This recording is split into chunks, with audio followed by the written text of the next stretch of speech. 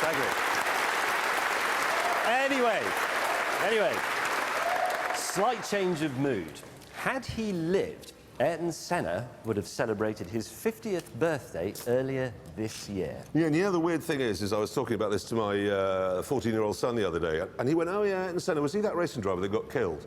God, that makes me feel really old. Well, I know, it's awful, but the thing is, I said to him, if you'd seen his funeral, you'd know he was a bit more than that.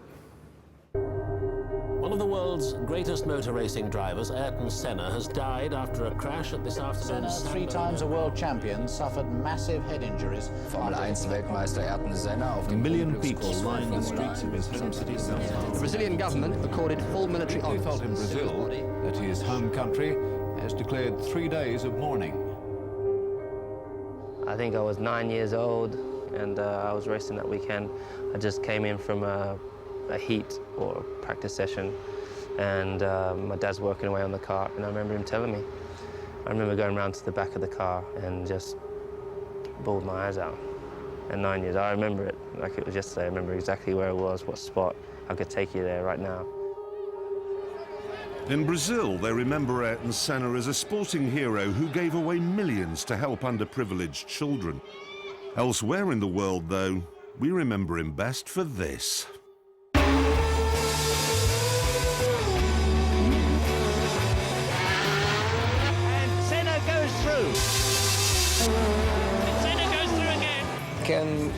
Cannot be sounding true, but I start with 4 years old in go-kart. I am just 22-year-old, and there is plenty of time to get Formula 1, if I will get there. Ayrton Senna did race in Formula 1 from 1984 to his death at Imola in 1994. Ayrton Senna wins at Monaco. And in that time, he won the World Championship 3 times. The figures suggest that Schumacher and Fangio were better. But the people who know, they tell a different story. I think Senna, I will put him in number 1. For me, Senna is number 1. For me, he was number 1. I will put Ayrton Senna as number 1. For me, Ayrton Senna undoubtedly was the number 1. I would put him number 1. You know, he was definitely the greatest driver. If you ask me, I put Senna as well in number 1. Martin Brundle, who raced against the Brazilian for 11 years, is well qualified to explain why Senna was the ultimate driver's driver. He had a God-given talent that I haven't witnessed anywhere else. A sixth sense of where the grip was before he turned into a corner. If you look at this Lotus here, even when it's going in a straight line, it is dancing. Absolutely. And there. You look at these and you think, here we go. I can't do that. I think Senna's ability to be able to drive completely on the limit.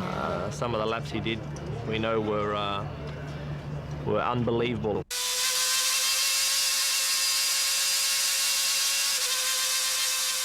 This is manic. Look at this. How he reads those 2 guys. He's absolutely on it, isn't he? This is... Look at that.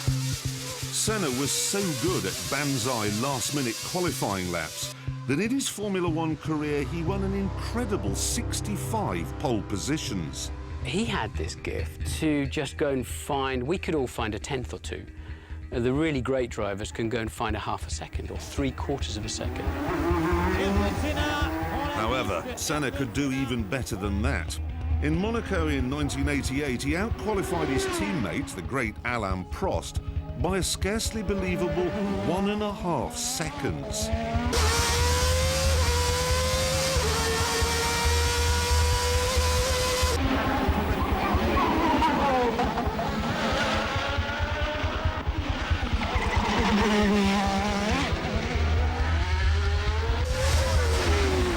Nobody in the end wanted to spoil Senna's pole lap. And when you saw the day-glow McLaren and the very bright helmet of Ayrton Senna, he would come through and we literally jumped out of the way. You didn't want to be the one they all talked about as having blown the lap that the whole of the Grand Prix venue was looking forward to.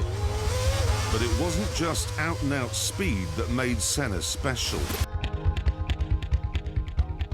He was so good because he was working so hard on details. And I improved the car also there and there, but he went in the fine details. That's why it was fantastic.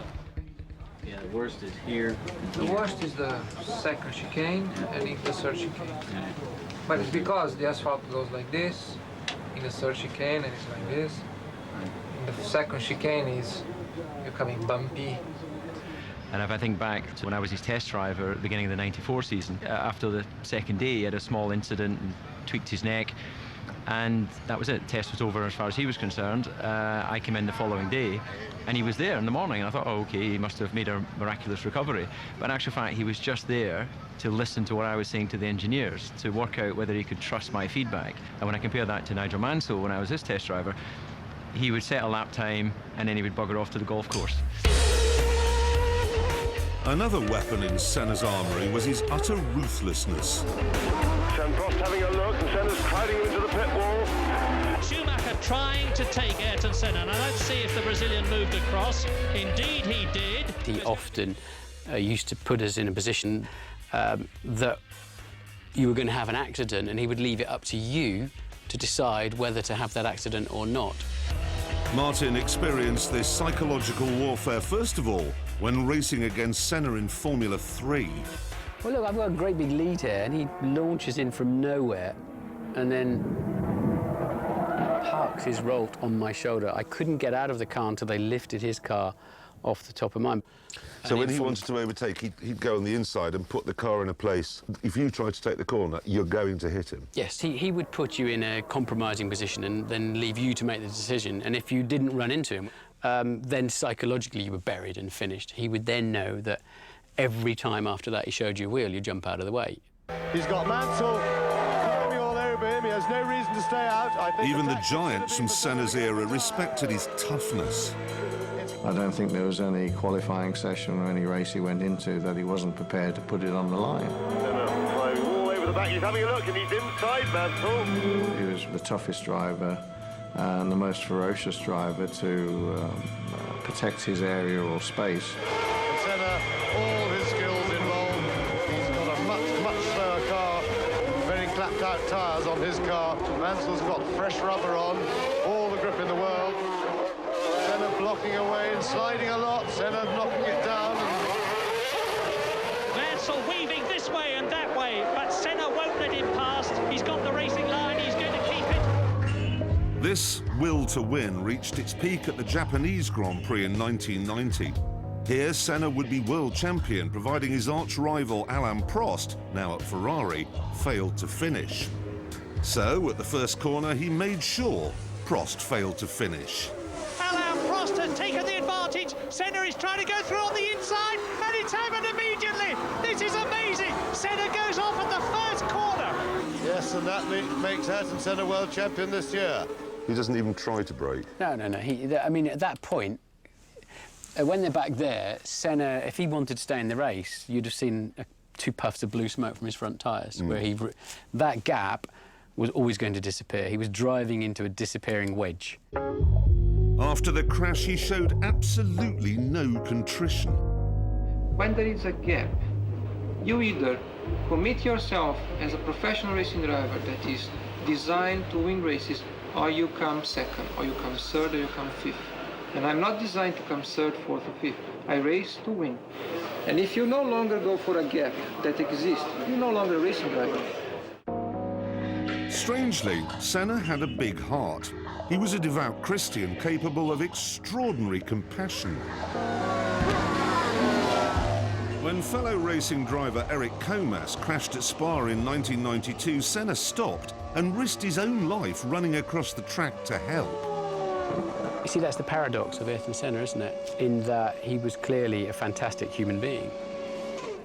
And he cared about people in Brazil, he cared about racing drivers. I mean, he was mortally hurt when Ratzenberger died, the day before he died. But then he would crash Alain Prost off the racetrack and put both their lives at risk.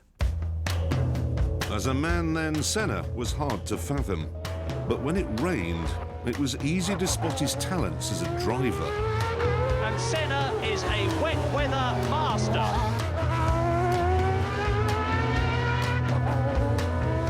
This is Donington in 1993. The track is wet and Senna, in an inferior McLaren, is in trouble at the start. He's coming up well. Senna is crowded out and is down to 5th position. And Wendlinger is up into 3rd place ahead of Schumacher. Prost leads, Hill 2nd. And Ayrton Senna is up to 4th position ahead of Schumacher and challenging Wendlinger as they go round the right-hander into the old hairpin. Senna is up to 3rd. A quite brilliant couple of corners by Ayrton Senna. Tremendous stuff. He muscled his way back into contention at Redgate. He's going inside Damon Hill. And Senna into 2nd place already. So 2 retirements already and Senna goes through into the lead. He's passed Alain Prost, so... And that was it. 1 lap, 5th to 1st. Yeah.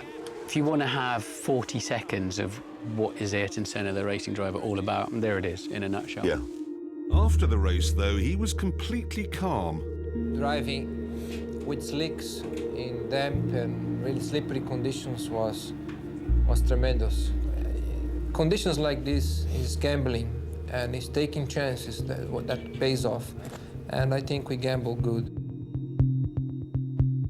And of course, you have to remember that Senna was doing his gambling in cars that were like wild, ferocious animals. This McLaren MP44, in which he won 8 races and his first world championship, had very little downforce, a manual gearbox and 1,200 horsepower, 450 more than the F1 cars of today. It is the last of the turbocharged monsters, one of the greatest racing cars ever made. And today, it's going to rumble again in the hands of Senna's #1 fan. There it is. Woo! I can't believe that I'm... Oh, jeez. You've just got back from the Canadian Grand Prix this morning? Yeah. I couldn't sleep. Really? I slept like an hour or so on the flight. I couldn't get to sleep. I was just... Because you get to drive Senna's MP4? I just can't imagine what it's going to be like. I have this sound in my head of the car roaring and going through Monaco streets when he's one-handed. I'm just going to go one-handed round and just see what it's like around one of the corners. Let's go, let's go. Can I go?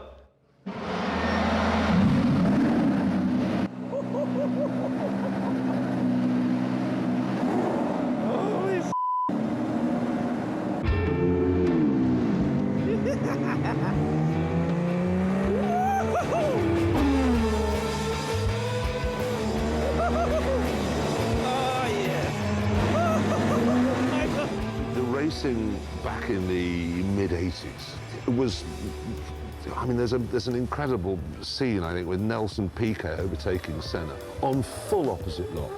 I mean, very little in the way of safety, very little in the way of aerodynamic grip.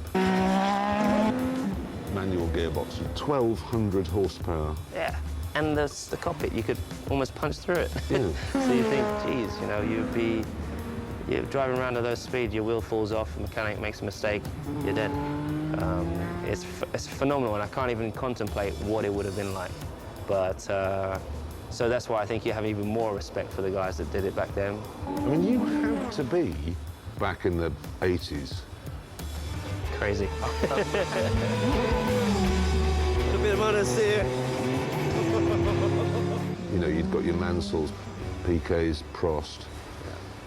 The drivers were incredible, and do you think that shining out from all of those drivers in that great era, yeah, Senna rose to the top? Senna rose to the top. I don't want to go in. Let's do another lap. I love the fact that he would fight for his own, what he truly believed in. It's just everything. He puts everything into getting that lap, and he had no fear. That's what I loved about it. I love this car. I love it. Come on. That's amazing. It's so much, it's nothing like the car I drive nowadays. But just to know the commitment and to get used to driving this car and on the limit, I just couldn't imagine it, man.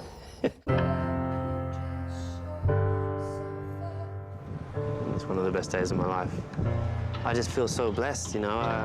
I dreamed my whole life of driving that car. My whole life. I just ticked off one of my dreams.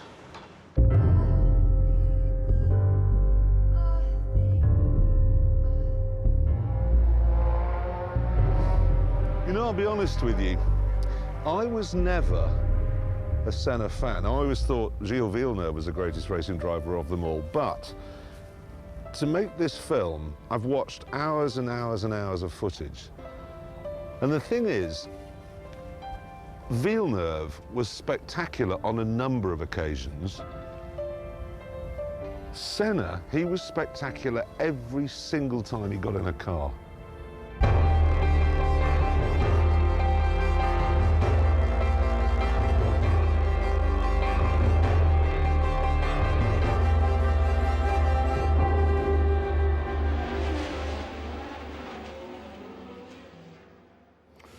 There's an amazing film coming out on Ayrton Senna next year. I urge you all to go and see it. It's fantastic.